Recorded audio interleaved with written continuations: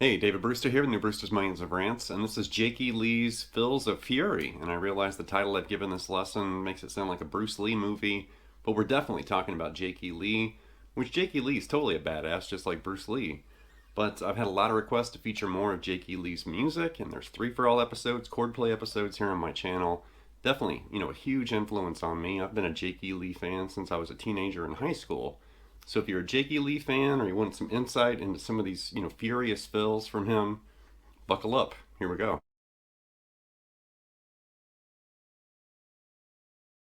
So the news broke in October. I was right in the middle of Metal Month, when the shooting occurred. And unfortunately, Jakey Lee was shot, I believe, 3 times when he was out walking his dog, for crying out loud, and was involved in this senseless shooting. And when I heard the news, I was like, oh my gosh. And I read, and was kind of keeping up on the latest updates and news. And it does sound like he's recovered, he's recuperating in a home. But that's awful that happened. And definitely there was an outpour of requests to feature more Jakey Lee right after that happened.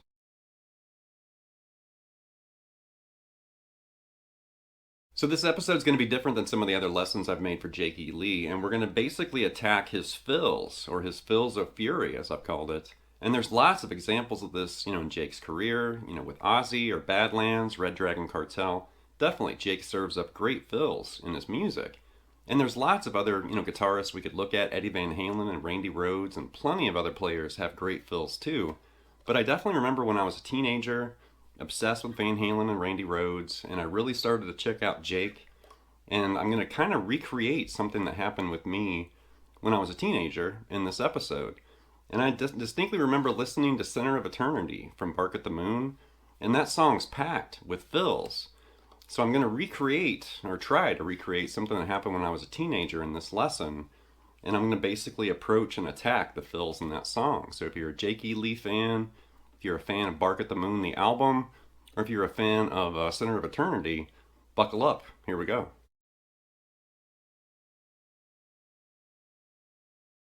The first fill in this song takes place at 1 minute and 24 seconds, so I'm going to give you a timestamp because these fills that we're going to target in this episode are sprinkled throughout this song. So at 124, or a little bit before 124, the fill starts at 124, but it's leading up to this.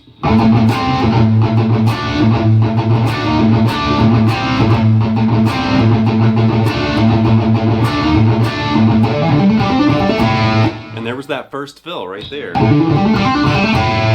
Now, I know back when I was a teenager, I heard that, and I couldn't decipher what it was. It just sounded like this crazy robot, language or something, like R2-D2 or something. But I heard that. And I just heard this kind of slippery, really blurry fill, and I loved it, but I couldn't figure it out. And then, of course, I figured it out later. But really what Jake's doing there is just, a series of hammer-ons, from open strings. It's kind of a reverse rockabilly lick. Because there's a lot of, open string rockabilly licks down here. So it's kind of a reverse of that, but we're up here. So every string has an open string and then 2 hammer-ons like that. So you start with that riff.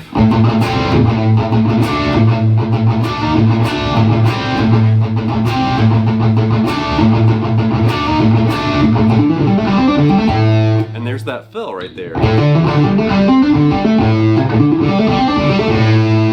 Really cool. And then later, at 134, there's a variation of that fill. And here he's doing... Right?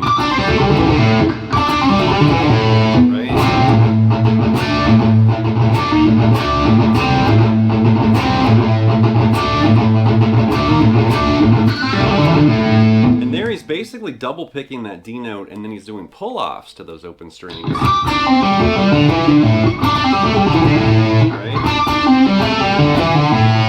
So those first 2 fills are kind of related. We got this one, and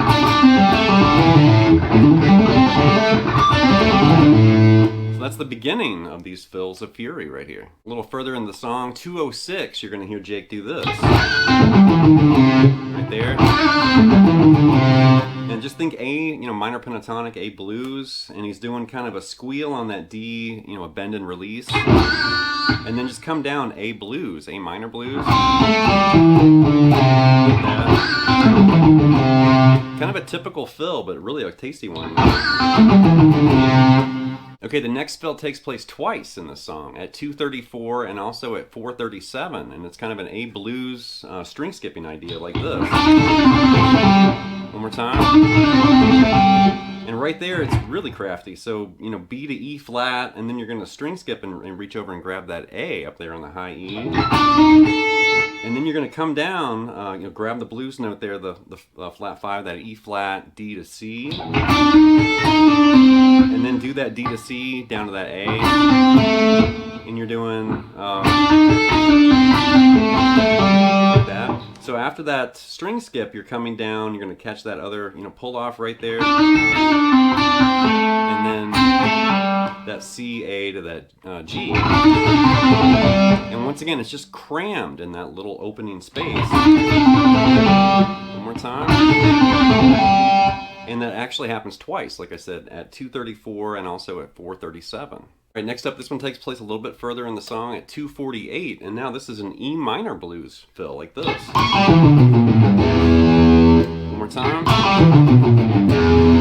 So there we're starting on that A and cruising down. Now you're grabbing B, B flat A, shifting down to that G, and then the low E open at the end. But now it's E minor blues.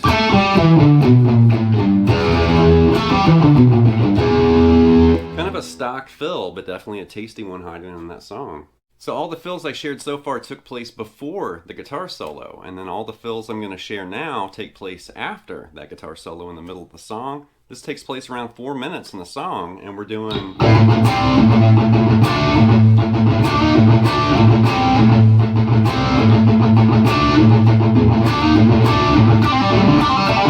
kind of a quick little pull-off fill right there. And, you know, that D, C to the open G, and then that A, G to the open D, and do it twice. You know, kind of a slick, you know, quick little fill there. Okay, the next fill takes place at 4:09, and it's this bouncy open string thing like this. One more time. And right after that G note, it goes to A. So at first I thought maybe he was position shifting, but then you can definitely hear this bouncy pull off right here, right there, and then you hear it again right there, and on the last two notes you hear a pull off there. So that's what I came up with. I saw some online tab, like and they were kind of separating those notes on two different strings, but I'm hearing a pull off, you know, from that second to last note to the last note. So that told me maybe it was more like that. Okay, next up's a tapped fill, and it takes place at 4:45 in the song, something like this. Kind of a Van Halen feel right there. So I'm hearing an open string, you know, kind of hammer on from nowhere, open G, that C to D, and then you start kind of double tapping that G, release to that D note. Right? So we're doing this G, D, G, D, G, C action right there. And you're hearing that melodic note kind of move, you know, from D to C and then eventually down to that B right there.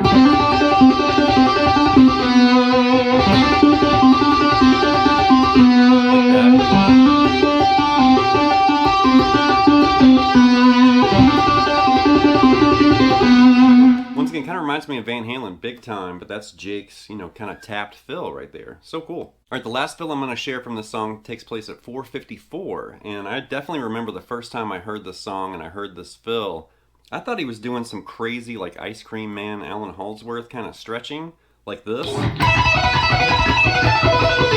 Or something like that, because it's this erratic, crazy, you know, intervallic sounding thing. That's what I thought he was doing, and then when I thought about it, I started thinking, you know, occasionally you'll see pictures, especially during the Ozzy years, of Jake tapping.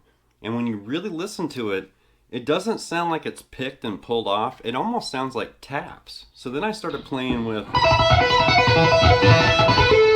And that sounds more like it than if I tried to pick it.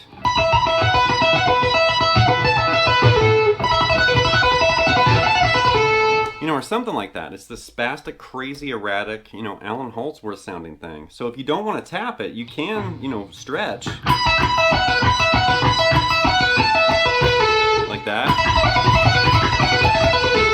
But I think he's actually tapping it. So I'm doing a double tap, that 19 releasing the 12, and then 19 to 12 on the B, like that. And then just a single tap, 19, 12, 19, 12. And then do the double tap again. And then change the tap notes to 17 and do it right there. And then end tapping that 16 and release of that A note on the 14th fret. So really slow.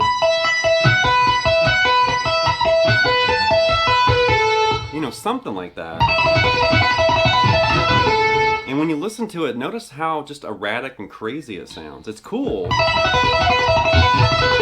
but it's really hard to figure out exactly what Jake did. That's a really a real head scratcher right there. All right, that's going to wrap this episode of Brewster's Millions of Rants with this look at Jake E. Lee's Fills of Fury. And I realized I just, basically centered on one song and then investigated the fills in Center of Eternity. You could do this with any Jake E. Lee era song, or really any song that, Ozzy's released, whether it's Randy Rhoads, Jake E. Lee, Zakk Wylde, all three of those players definitely have a long history of great fills. Even Tony Iommi from Black Sabbath, of course, great fills from Tony. You can move over to Van Halen or Steve Vai or whoever you want. But the important thing here is really noticing what was kind of played and crammed in those little spaces of an opening, in a song somewhere. And sometimes fills can go on for a while. Sometimes it might just be like a dive bomb. There were a few fills from Center of Eternity that I didn't include. I think there's like a low E dive, also an open G dive.